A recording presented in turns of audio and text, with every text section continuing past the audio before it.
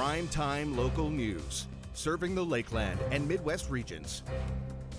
Good evening and thanks for joining us.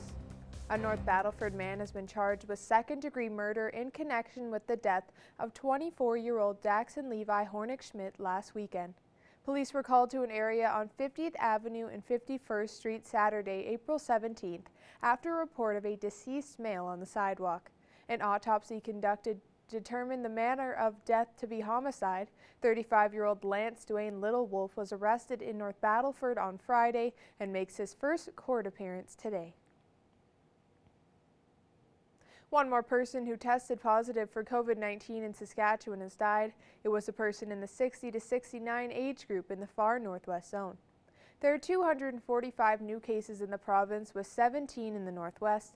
10 of those are in the immediate Lloydminster area, where we have 101 active cases.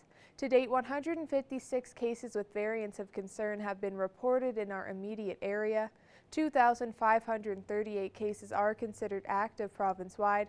There are 187 people in hospital, with 6 in the northwest. More than 400,000 vaccine doses have been administered province-wide, with close to 28,000 in the northwest. This year's Pitch-In Week for the border cities starts today, and schools in the community are taking the initiative to reduce, reuse, and recycle. Mayor Albers took part in the virtual learning opportunity with grade 7 students at St. Joseph Elementary School earlier this morning.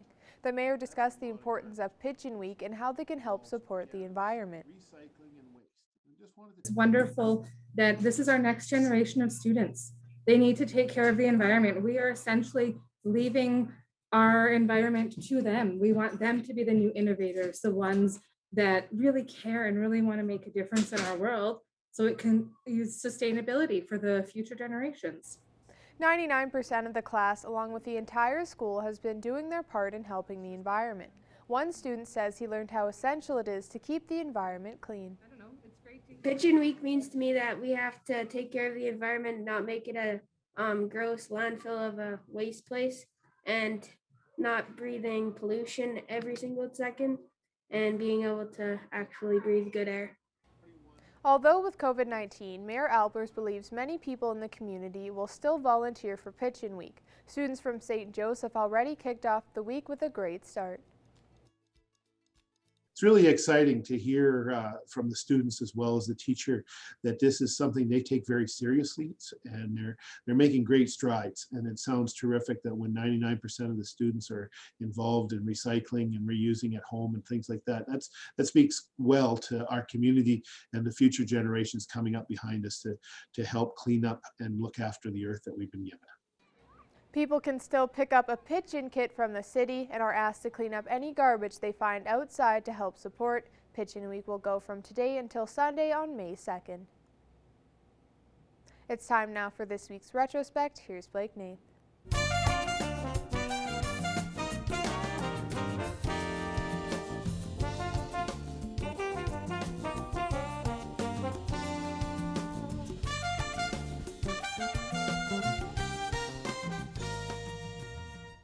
This week in retrospect. Back in '96, the taxman cometh to the border city. Number crunching, and plenty of it. A common sight as the end of the income tax season is now just over a day away from wrapping up. It's usually pretty frantic. We're always inundated with people who haven't bothered to do anything about their tax return just yet. And we also have a lot of files that have been completed and people haven't bothered to stop by and pick up yet. So far, Wildman and staff have completed over 3,000 returns, or about 50 a day. She says ideally people should file their returns as early as possible in case of any difficulties. If they're in early, you know, there's a chance maybe to do a little quick fix or to alleviate some of the tax that's due, but at this point in time, there's nothing much they can do. It's the bottom line is the bottom line, and you've got to live with it. And in 2001, a local high school hosts Under the Mask, a workshop to empower teenage women.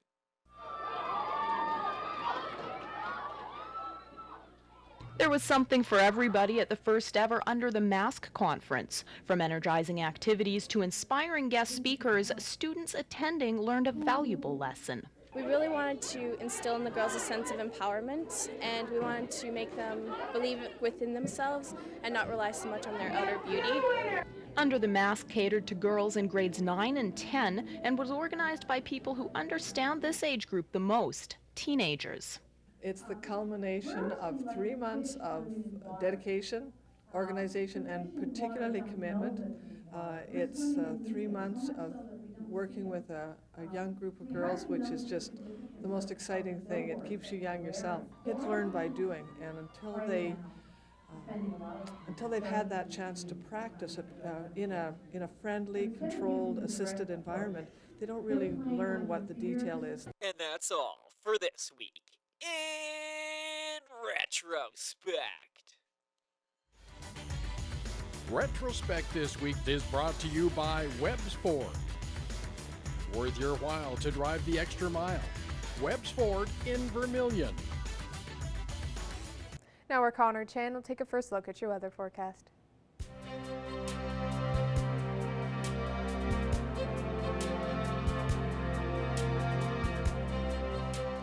All right, thanks very much, Jasmine. Looking at temperatures right now, it is a little bit warmer today than we did see over the weekend. We did see some days with pretty mild temperatures, and we're going to continue to see that over the course of the next couple of days here. We are going to see a little bit cooler days tomorrow and Wednesday, and then potentially see a rain-snow mix, and even some areas here in the Lakeland region are going to see some snow, but we'll show that in just a bit here. Winds picking up at 24 kilometers an hour, so it does feel a little chillier around that single-digit mark right now. But taking a look at some other temperatures in the area, lots of 14 degrees in Vermilion and Vegreville, as well as in Maidstone, 11 degrees for St. Paul, 10 up in Bonnyville and Cold Lake, 15 degrees for Edmonton, 16 in Wainwright and Provost, with also 14s we see in North Battleford, St. Walburg, Meadow Lake, and then the single digit up in Isla Cross at 6 degrees and Pierceland at 9. Now looking to the satellite radar map, a little bit of shower activity, mainly passing through into parts of Prince Albert and north, and then we are going to see some systems coming a little bit later on into the evening, as Cold Lake are expecting some snow overnight tonight. We could see some of those showers continuing on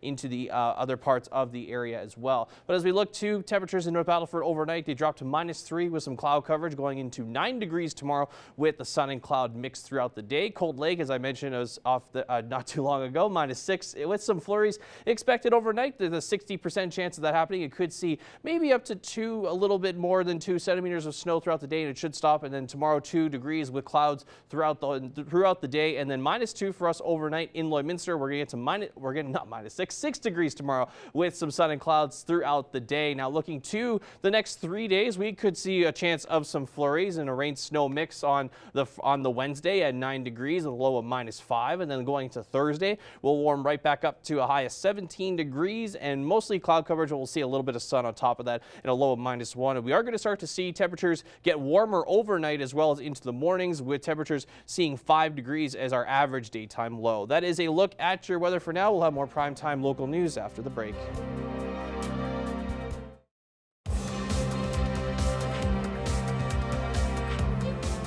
After waiting almost 2 years for action, CFL fans are going to have to wait even longer. The regular season was supposed to be a month away, but will now be pushed till the end of the summer. Evan Kenny and Greg Buchanan have more on the CFL's latest delay to the 2021 season. Well, late last week, the CFL announced there would be a delay to the start of their regular season. Originally, it would be May 23rd for the preseason, and then June 10th for the regular season. Joining me today to break this all down is Greg Buchanan from the Real Country 95.9 Tuesday Night Sports Show. Greg, thanks for taking this time. Thanks for having me, Evan. Now, Greg, first things first, obviously, like I mentioned, the CFL is delaying that start date to August 5th. I guess just starting things off, in your opinion, what are the chances that we actually see this August 5th as the start date? It's anybody's guess right now. And I think more than anything, it's just been a kind of a breakdown by the Canadian Football League and the lack of communication through all this. And the players are sitting back and they're hearing the news of the XFL and the CFL, and that's fine and dandy. But the players and the media, they all want to know, when are we going to play? So they set August. again, there's so many moving parts. You have so many different provinces that come into play. You got American players. You get, the chances of it starting in August, let's hope it will. But more than anything, the 14-game schedule, I'm trying to wrap my head around. I don't know how, with COVID and everything that comes up, and you've seen with the Vancouver Canucks, you've seen what happened in the NFL, there's always going to be something that comes up. So to get 14 games in, I think that's a bit of a pipe dream. I think we're probably looking at an 8-game schedule. Will it start in August? Again, they put this out there in the media, and there's still a lot of questions with not a lot of answers. Yeah, and Greg, So if I'm a betting guy, I would say I don't know if it will start in August. So now, Greg, one thing that CFL Commissioner Randy Ambrosie did say as well, there's sort of two contingencies on the season starting. One of those being the approval from the public health authorities, but as well the second one, and in my opinion, this is the bigger one, is permission from different governments to have a significant amount of fans in a significant amount of venues, with the venues that don't have fans in those stands to be joining them. So that unfortunately, it does seem like a little bit of a stretch in my mind. I mean, all of us here are optimistic. We all want to see some football back in Canada. It just seems like it might be a little bit of a stretch. Now, you brought up that 14-game schedule, versus an 18-game schedule that we normally see in the CFL. If all things do go according to plan and they do get all 14 games in, how much of a change will this be for teams, adjusting from that 18 to 14-game schedule, especially when you look at the playoff picture moving forward? I don't think it's going to be a huge adjustment. I think more than anything, the thing you have to keep in mind, these are teams that have not had revenue for a year. So they have laid off their front office. They have laid off their coaching staffs. And now they have to spend money to bring players in to go to their training camp. And probably some players are going to have to be in the hotel rooms for at least a couple of weeks. Again, we don't know about COVID. So now those rosters are going to be smaller. Like, who's kidding who? They're not going to have the rosters that they had prior to COVID because they can't afford it. And because it's such a gate-driven league, the other thing that comes into play now, if they start and there's no crowds, the players are already being told they have to take a 20% pay cut. Some players will say, I'm not coming. And then the decisions on who's playing is a pretty easy one because you're filling gaps. Yeah, and Greg, another thing I guess that comes into play for my mind, at least, less games means less home games. There's a lot of teams. The Saskatchewan Roughriders, first one that pops into my head. Hamilton's another team that, do phenomenally at home. It interests me to see, if they change in the standings because of this. Just talking about standings as well, obviously the Grey Cup, it's what everybody does play for. This year it will be later than most years. December 12th is their goal. Now, Greg, do you think, obviously that 3-week difference from what we normally see will play into factor when it comes to actual play on the field?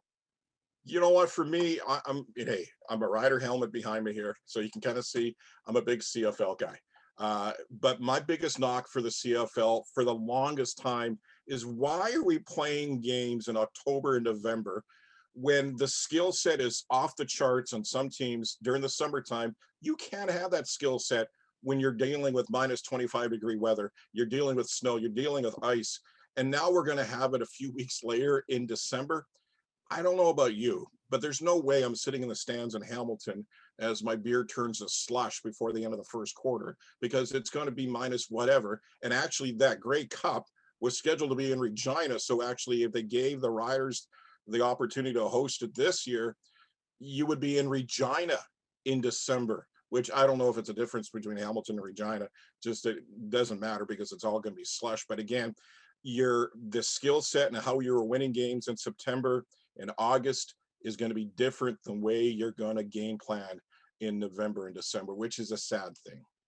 Now, Greg, final note here. Obviously, it has been 2 off seasons of change since we have seen CFL football last. But that means, a lot of teams will be looking different coming into this season. Is there maybe a team or a player that you're looking forward to watching the most? Well, I think the one team that were so busy during the offseason the last number of weeks here was probably the Toronto Argonauts. And they're such an afterthought in Toronto. It's the Maple Leafs, it's the Raptors, it's the Jays, probably Ryerson Hockey, and then the Argos. So they're way down on the chart. Nobody cares about the Argos in Toronto, and they need to have that fan base care about it. So I like to see the Argos get better, and the CFL is a quarterback-driven league. So as long as you have good quarterback, and you look at the West, you got Bo in Calgary, you got Harris in Edmonton, you got Riley in BC, you got Cody in Regina, and then you got Zach in Winnipeg. So the West is a dogfight, and I kind of see Winnipeg and the Riders battling for first and second, everybody else for third and fourth. And in the East, it's going to be Hamilton, potentially the Argos if they ever get there, together. But the other one is Ottawa's kind of a wild card because they made some changes. They have a new coach, so it'll be kind of interesting there. And you'll see what Montreal has in order. But yeah, it's a Hamilton in the East and Winnipeg Bombers. Or Winnipeg and the Riders, and maybe the Stampeders battling for 1, 2, and 3 in the West. I'm excited to see, like you said, the Saskatchewan Roughriders here. Obviously, they're coming off their first place finish in the West in 2019, the best they had done in a number of years, and obviously a couple seasons off. I'm interested to see if they can continue that success going forward here. Greg, thank you very much for taking this time and joining me. And, it should be exciting. We're all hoping for the best come August 5th. Yeah, everybody's hoping that you can sit down and enjoy a CFL game. Now our Connor Chan will take another look at your weather forecast.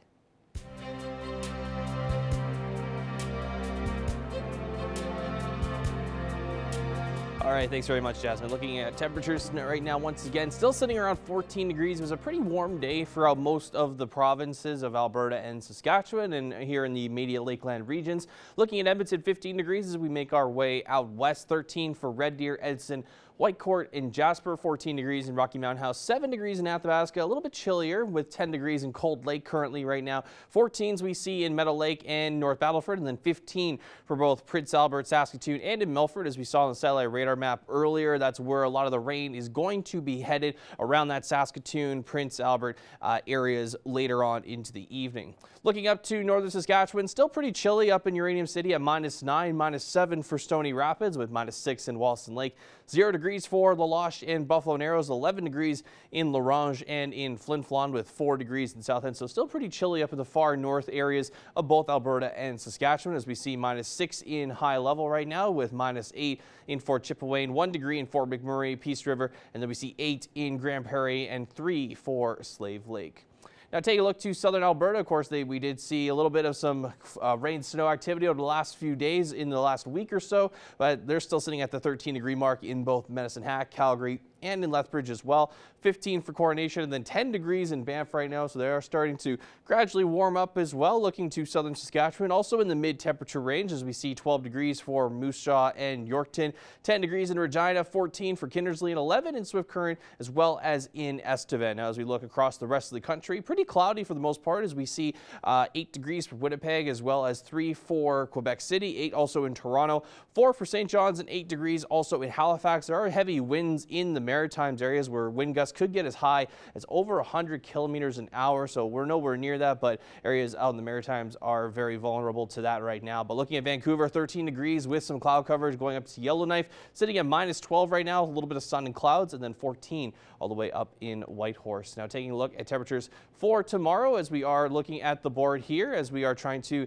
get it back up there, but there we go right there. We're going to be a little chillier than today, as we are going to see 6 degrees for Lloydminster, Vermilion. We'll see 3 in St. Paul, 2 in Bonnyville and Cold Lake, and 1 degree in Lac La Biche. So it's going to be much chillier into the immediate Lakeland areas here. Now, as we look to the 7-day forecast here, we could see some snow ourselves here on Wednesday with a high of 9 degrees, 17 on Thursday from a big jump from 9 to 17 degrees, 21 on Friday. So Friday is going to be the greatest, one of the warmer days of the week, just before the weekend, with 17 degrees on Saturday with that sun and cloud mix continuing on. And we'll see that on Sunday with a high of 14 as it kind of drops a little bit in temperature-wise, and then 11 degrees on Monday. That is a look at your 7-day forecast. We'll have more primetime local news coming up after the break.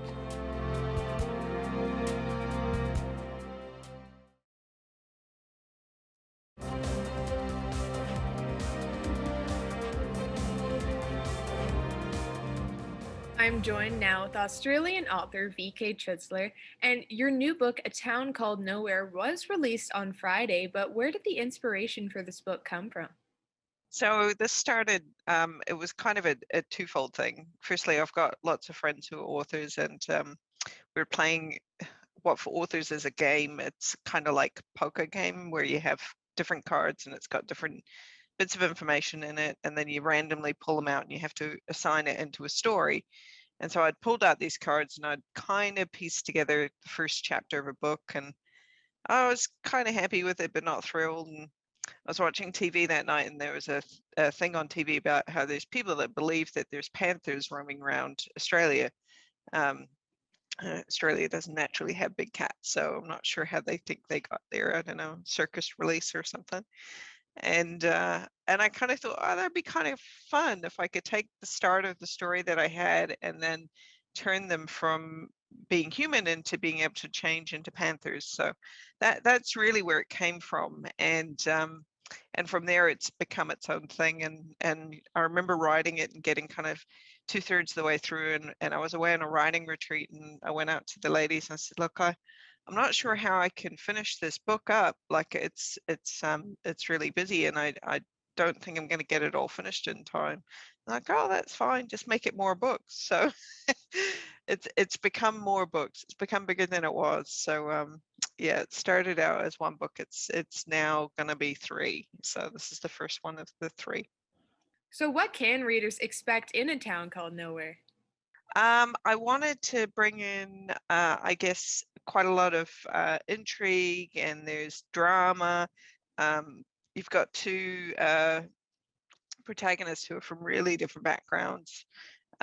One's very wealthy, he's escaping his fame and his obligation to his family. The other one's never had a family, and she finds her family in the process of meeting these other pack members. So it's a story, I guess, around the things that you do when when you're forming a new group, and it's a whole beginning start for both of them. It's a fresh start. So I really wanted to have a look and see how that would pan out for them. And obviously last year was a crazy year, but you actually got the chance to release 3 books. So did the pandemic really have a big impact on your writing at all? Yes and no. I found it harder to write when I had lots of family stuff going on, which when you're locked down, that's what happens. There's a lot more family stuff going on, but not particularly. I think really with anything to do with my writing, I really dedicate time to it, and it's a priority for me to set aside that time. So yes and no. I think my character range probably got a little less. And with the new books you released last year and your new one now available, where do you take your inspiration from? Does it kind of come from everywhere? I think as much as I hate to say it, like I try not to get too heavily influenced by the people that I meet during the day, but quite often you will find yourself writing in little snippets of people's personas, somebody you've been dealing with on a different level to writing the way they walk, or something that they say, or little snippets about how they're dressed. Those tend to come through in your books unintentionally, but I don't deliberately go and try and fit characters into a profile. I write freely. I don't plot out a lot, so for me a lot of it's just the inspiration that I get at the time. And if anyone is looking to get this current book and your new one's coming out, where should they go? The easiest place is my website. I keep it up to date with what's coming and going, and I do have a lot of things coming and going, particularly this year. So www.vktritchler.com, and feel free to jump on social media. I'm on there quite often, and I love to chat to people on social media. So. And is there any future project that your readers can expect? Well, I've got obviously book 2 coming out for my Panther series. I got some exciting things coming up. I'm attending a romance conference in August, so I'm going to see if I can live stream some of that for you guys. And then I've got a few books on the works. I can't let you have too much information on them yet, but I'm excited. So yeah, it's going to be a good year. Awesome. Well, thank you so much for your time today, BK.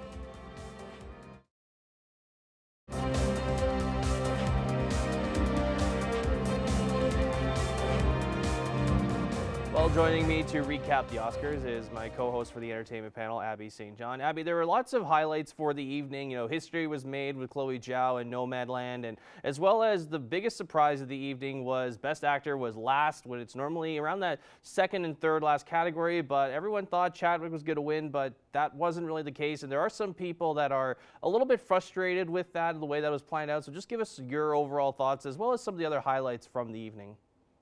Yeah, I was definitely shocked by Anthony Hopkins winning for Best Actor for his portrayal in The Father. I was, as many people were, expecting Chadwick Boseman to win that award. It didn't happen, so it was quite frustrating because I was waiting the entire show for that category to come up so that we could, you know, maybe see a tribute to him. But that never happened, and then the show just abruptly ended. Anthony Hopkins wasn't there to receive the award himself, so it felt very abrupt how it ended. It didn't feel like normal Oscars, how it normally ends. So that was definitely the biggest letdown of the entire evening. But as a whole, the Oscars, despite having to, you know, with COVID still going on, despite having all those restrictions, they still did a pretty good job with the live aspect of it. Some more highlights: Frances McDormand won her third Oscar for Best Actress. Every time she's been nominated, she has won, so that is a huge deal. I knew she was going to win. I had suspected that she was going to win, so I'm not shocked by that. And like you said, Chloe Zhao won for Best Director, the second woman to win in Oscars history, and Nomadland won Best Picture, so that's really exciting for the young director. Soul won Best Animated Feature and Best Original Score, rightly so. It was an incredible movie, amazing soundtrack, so definitely well deserved. Daniel Kaluuya won Best Supporting Actor for Judas and the Black Messiah, which was incredible. I kind of suspected that he was going to win that award, so I'm definitely not shocked by that. And then finally, the Jane Herschel Humanitarian Award. There was two recipients to receive this award. The first being the Motion Picture and Television Fund for their work during the pandemic, and Tyler Perry for everything that he has given to help those in need. He helped countless amount of people over the pandemic, plus everything else that he has done throughout his life and his career. It was well deserved, and his speech was just incredible. So I recommend checking that speech out if you're interested, because it was a fantastic speech and the award was very well deserved for him. It really was, and you look at what he does on a broader scale. He does explain it in the video tribute to him for winning the award. It was definitely well deserved for him, and especially when he created all those jobs in Atlanta and making sure everyone was vaccinated and able to still put on the work that he does at Tyler Perry Studios. For me, Abby, another highlight was Young Jun-Yo winning for Best Supporting Actress. Not the fact that she won, but her speech was, I think, one of my favorites of the evening, fangirling over Brad Pitt and also acknowledging the other nominees in her category. And, you know, of course, she's a veteran in Korea, and we're getting to know her here in North America, but definitely I'd say her speech was one of the highlights for me in the evening. Yes, definitely. I thought she was just the cutest little lady, and she really deserved that win. Her speech was just bright and fun and super happy, and I think she just didn't really know what to say, or she wasn't really expecting all to win at all. So her speech was just, it was very light, and it was nice to have. And of course, Daniel Kaluuya made a really great speech as well for his Judas and the Black Messiah as well. And, you know, with Chloe Zhao recognizing all the work and as well as all the people that were involved in her film Nomadland. Abby St. John, thank you so much for joining us. Thank you. All right, taking one last look here at your weather forecast. We're going to cool down tomorrow with that high of 6 degrees and a low of -2 going into Wednesday. A chance of some snow, potential rain on top of that with a high of 9 going into Thursday. We'll warm up a little bit more with a high of 16 degrees. Very warm day on Fridays. It will be the warmest day of the week at high of 21 on Friday with mostly clear skies and a little bit of clouds. Same results there for Saturday as the sun and cloud mix emerges for a high of 16, high of 15 there on Sunday. And as we look ahead to Monday, we are going to have a high of 13 degrees and a low of -1. We are going to warm up a little bit on our lows, starting on that Friday with that low of 6 degrees, carrying over into Saturday with that low of 5. Thank you for joining us on Primetime Local News. Have a great night.